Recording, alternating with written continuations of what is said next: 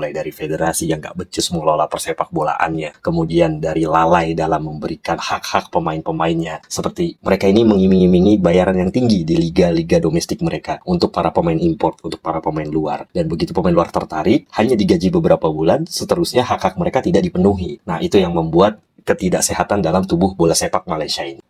Masalah tunggakan gaji bukan lagi perkara asing dalam arena bola sepak Malaysia dan terdapat banyak faktor mengapa ia berlaku secara berterusan. Atas alasan mahu memberi saingan hebat, pasukan tidak segan silu menjanjikan gaji yang tidak masuk akal dalam usaha memancing pemain terbaik.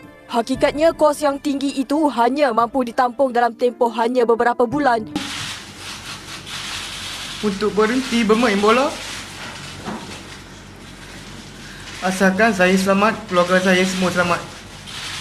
Artinya dengan berbagai masalah yang udah kita sebutkan barusan, apa alasan untuk Kim Panggon bertahan di tim ini? Makanya merupakan suatu pilihan yang tepat bagi Kim Panggon. Langsung seketika memutuskan cabut untuk keluar dari negara bermasalah ini. Mungkin bisa jadi dia realistis merasa bahwa masa depannya bakal suram jika dia terus memutuskan untuk bertahan di negara seperti ini. Hal serupa juga pasti dipikirkan oleh para mat saleh warisan keturunan Malaysia yang ada di Eropa itu. Meski mereka tidak kepake oleh negaranya masing-masing, paling nggak jika mereka gabung ke Malaysia, apa jaminan mereka untuk dihargai di sana? Sementara pemain lokalnya sendiri disakiti, tidak dijaga keselamatannya. Kemudian pemain impor pun yang sudah ada di Malaysia tidak dibayar hak-haknya, tidak dibayar gajinya, sampai harus hidup dengan buku tabungan. Itu kan suatu yang benar-benar ironis itu, sangat miris. Negara yang mengaku kaya, mengaku aman, mengaku yang lebih daripada Indonesia, bahkan tidak sanggup menjamin kemaslahatan dari para pemainnya. Makanya prospek apa yang bisa didapatkan para pemain kacukan Malaysia jika harus membela Harimau Malaya? Udah miskin prestasi, miskin harta, nggak mampu bayar pemain, ditinggal pelatih, jadi badut Asia, udah gitu suruh gendong aib ASEAN. Jadi sadarlah wahai Green Jepun, daripada korang terlalu bernafsu maksain para pemain mat saleh kalian yang gak sudi bela negara kalian, jauh lebih baik mendingan pertahankan kebijakannya untuk terus mengembangkan potensi para pemain-pemain lokal ditambah para pemain kacukan dari Perindavan. Dengan begitu, timnas Malaysia akan tetap stuck, gak kemana-mana, di sini-sini aja. Tetap pertahankan hashtag Midin Stay, karena gak asik kalau gak ada Midin sebagai ketua umum itu stay selamanya. Kalau bisa ada penerusnya yang seperti dia, bahkan lebih bagus kalau lebih parah lagi. Sehingga negara waham ini harus tahu diri di mana mereka berada. Sampai kapanpun mereka nggak akan lepas dari bawah tapak kaki Indonesia.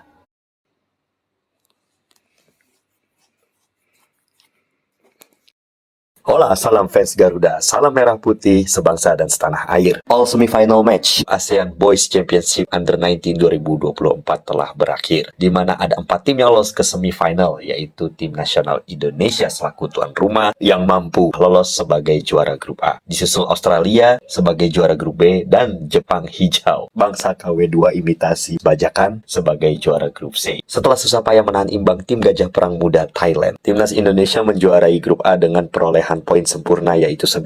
Pada babak penyisihan ini Garuda Muda memasukkan 14 dan kemasukan 2 yang artinya memiliki gol defisit 12. Sementara Australia berhasil menjuarai grup B dengan perolehan poin 9 dengan sukses menjaringkan 13 gol dan kemasukan 2 yang artinya mereka memiliki gol defisit yaitu plus 11. Tapi unfortunately masih ada tim yang jauh lebih subur dari 2 tim yang baru saja saya jelaskan. Siapa lagi kalau bukan sang pemuncak klasmen dari grup C yang merupakan juara bertahan di turnamen Piala Ciki ini, salah satu tim yang paling impresif dalam penyisihan grup melawan tim-tim lemah di kumpulan C, yaitu Jepun Hijau KW2, bangsa yang akrab disapa Malaydesh atau biasa disebut Malaysia. Kenapa disebut Jepun Hijau? Karena beberapa materi pemain mereka kebanyakan berasal dari mix keturunan Perindavan dan orang-orang semenanjing tempatan, atau bangsa yang nampak macam muka-muka imigran, muka Kashmir, Bengali, Rohingya macam Bangladesh, di mana Bangladesh memiliki bendera yang mirip dengan Jepang, hanya berbeda dengan latar belakangnya yaitu hijau, dan sama-sama memiliki titik merah di tengahnya yang merupakan matahari terbit. Ya macam benderanya Jepun lah, di mana Jepun ini memiliki latar belakang putih. Kali ini Jepun Hijau sebagai juara bertahan berhasil memperoleh 17 gol. Ya, wow, 17 jaringan loh. Apalah gunanya menang besar kalau ujung-ujungnya pulang? Nah, dari 17 gol yang dia dapat, 16 diantaranya melawan tim mediocre seperti Brunei Darussalam dan juga Singapura yang akhir-akhir ini performanya memang terus menurun sejak terakhir senior mereka menjuarai AFF. Sehingga dengan situasi dan kondisi seperti ini praktis menguntungkan para pasukan tampil Jepun Hijau demi susah payah melawan tim Gajah Perang di pertandingan terakhir untuk menghindari tim kuat Australia di grup sebelah. Kenapa banyak yang beranggapan begitu? Karena jelas, Juan Torres Garrido selaku juru latih Malaysia dari awal memang memiliki skenario-nya sendiri untuk bisa lolos ke semifinal dan ke final untuk mempertahankan gelar juara mereka. Di mana mereka menganggap bahwa lebih baik bertemu timnas Indonesia yang notabene pernah mereka bantai di kelayakan Piala Asia Under 16 atau kualifikasi Piala Asia U16. End up di mana secara otomatis ya naluri sifat waham Malaysiawi mereka kambuh lagi sehingga mereka memiliki persepsi bahwa tim ini tidak jauh berbeda dengan tim U16 yang lalu yang pernah mereka belasah dengan skor telak 5-1. Artinya daripada bertemu tim sekelas Australia, lebih baik bertemu dengan tim yang pernah mereka hancurkan meski itu di tanah tuan rumah. Dengan segala situasi ini, akhirnya mereka merasa sudah saatnya untuk keluar goa. Dan ini merupakan panggung mereka untuk menyombongkan diri. Even itu sebelum pertandingan. Dan benar aja kan kejadian. Karena mereka pikir kapan lagi kan? Ya, apalagi yang mau mereka sombongkan? Setelah alam menghantam mereka dengan berbagai kenyataan-kenyataan pahit yang benar-benar memukul telak kesombongan mereka dari awal. Dimulai ketika mereka tidak mampu lolos grup di ajang kejuaraan SEA Games 2023. Nyesaknya saat itu bagi mereka justru malah kita yang keluar sebagai juara sang peraih medali emas. Kemudian masuk ke Asian Games pun sama. Kita bahkan berhasil lolos ke fase gugur. Sementara mereka ngirimin SDM-nya untuk bertanding di level Asia aja nggak sanggup. Karena memang mereka nggak punya SDM yang layak untuk bersaing di setakat Asia. Karena level mereka ya setakat ASEAN aja. Giliran sekalinya mereka ngirimin tim, langsung jadi bulan-bulanan sekaligus. Badut seaib-aibnya tim ASEAN yang berada di kumpulan Asia U23 itu ya. Dimana mereka terpanggak habis-habisan jadi lauk makanan tim-tim lawan-lawannya di kumpulan mereka. Bahkan melawan tim paling lemah seperti Kuwait aja, mereka hampir saja tergulung dengan skor istiqomah yang berakhir dengan pulang tangan kosong 1 gol 0 poin dari turnamen setakat Asia Under 23. Selain U23, nasib timnas U16 mereka juga terlalu terpuruk apalagi di Piala Ciki ya. Masih di turnamen lokal, di turnamen se-Asia Tenggara setakat ASEAN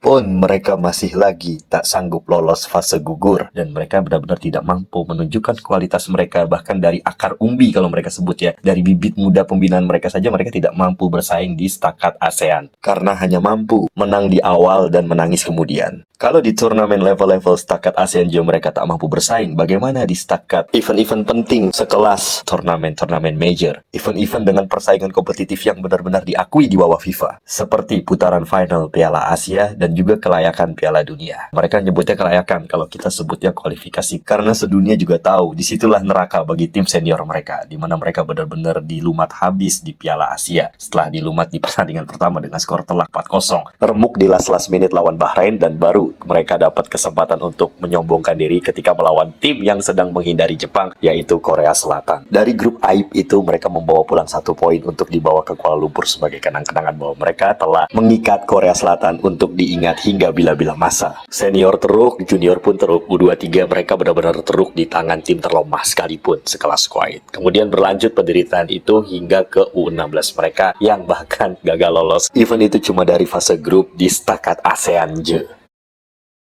Dan masalah bola sepak mereka itu nggak hanya ada di dalam lapangan, tapi juga terjadi di luar lapangan. Mulai dari federasi yang nggak becus mengelola persepak bolaannya, kemudian dari lalai dalam memberikan hak-hak pemain-pemainnya. Seperti mereka ini mengiming-imingi bayaran yang tinggi di liga-liga domestik mereka untuk para pemain import, untuk para pemain luar. Dan begitu pemain luar tertarik, hanya digaji beberapa bulan, seterusnya hak-hak mereka tidak dipenuhi. Nah, itu yang membuat ketidaksehatan dalam tubuh bola sepak Malaysia ini.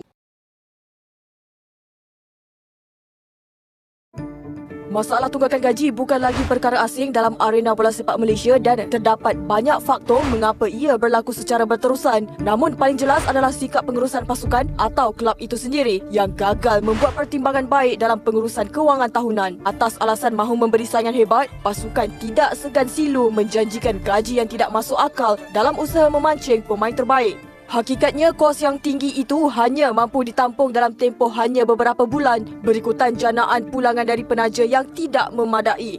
Maka tercetuslah masalah demi masalah membabitkan pengabaian gaji dan kebajikan pemain.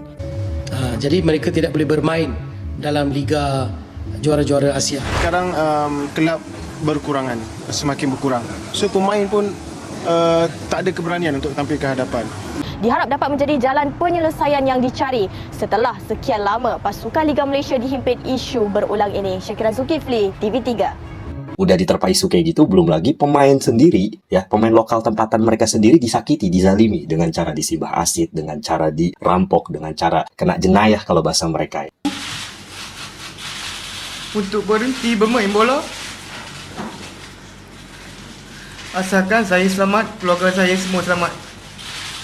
Artinya dengan berbagai masalah yang udah kita sebutkan barusan, apa alasan untuk Kim Panggon bertahan di tim ini? Makanya merupakan suatu pilihan yang tepat bagi Kim Panggon. Langsung seketika memutuskan cabut untuk keluar dari negara bermasalah ini. Mungkin bisa jadi dia realistis merasa bahwa masa depannya bakal suram jika dia terus memutuskan untuk bertahan di negara seperti ini. Hal serupa juga pasti dipikirkan oleh para matsaleh-matsaleh warisan keturunan Malaysia yang ada di Eropa itu. Meski mereka tidak kepake oleh negaranya masing-masing, paling nggak jika mereka gabung ke Malaysia, apa jaminan mereka untuk dihargai di sana? Sementara pemain lokalnya sendiri disakiti, tidak dijaga keselamatannya. Kemudian pemain impor pun yang sudah ada di Malaysia tidak dibayar hak-haknya, tidak dibayar gajinya, sampai harus hidup dengan buku tabungan. Itu kan suatu yang benar-benar ironis itu, sangat miris. Negara yang mengaku kaya, mengaku aman, mengaku yang lebih daripada Indonesia, bahkan tidak sanggup menjamin kemaslahatan dari para pemainnya. Makanya prospek apa yang bisa didapatkan para pemain kacukan Malaysia jika harus membela Harimau Malaya? Udah miskin prestasi, miskin harta, nggak mampu bayar pemain, ditinggal pelatih, jadi badut Asia, udah gitu suruh gendong aib ASEAN. Jadi sadarlah wahai Green Jepun, daripada korang terlalu bernafsu maksain para pemain matsaleh kalian yang gak sudi bela negara kalian, jauh lebih baik mendingan pertahankan kebijakannya untuk terus mengembangkan potensi para pemain-pemain lokal. Dia orang ditambah para pemain kacukan dari Perindavan. Dengan begitu, timnas Malaysia akan tetap stuck gak kemana-mana, di sini-sini aja. Tetap pertahankan hashtag Midin Stay. Karena gak asik kalau gak ada Midin sebagai ketua umum itu stay selamanya. Kalau bisa ada penerusnya yang seperti dia, bahkan lebih bagus kalau lebih parah lagi. Sehingga negara waham ini harus tahu diri di mana mereka berada. Sampai kapanpun mereka nggak akan lepas dari bawah tapak kaki Indonesia.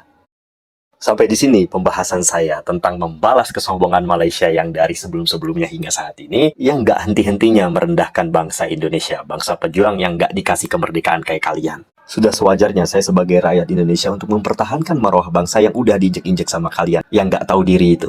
Lagi pula saya melakukan ini karena udah terlalu geram, ingin mengingatkan para orang-orang yang ada di semenanjung sana untuk sadar di mana kalian berada, bahwa kalian ini nggak selamanya harus dibiarkan semena-mena seenaknya, yang padahal udah jelas-jelas alam sendiri menegaskan dan seluruh dunia menyaksikan bahwa kalian ini benar-benar gak ada apa-apanya. Pada partai final nanti, timnas Indonesia sudah ditunggu oleh Thailand yang dapat gol gaib dari Australia, dan akhirnya terpaksa Australia ini harus berhadapan dengan negara waham tersebut untuk memperebutkan tempat ketiga, sementara Thailand melaju ke final menghadapi timnas Indonesia. Terima kasih telah menonton, leave your comment below, see you and thanks for watching.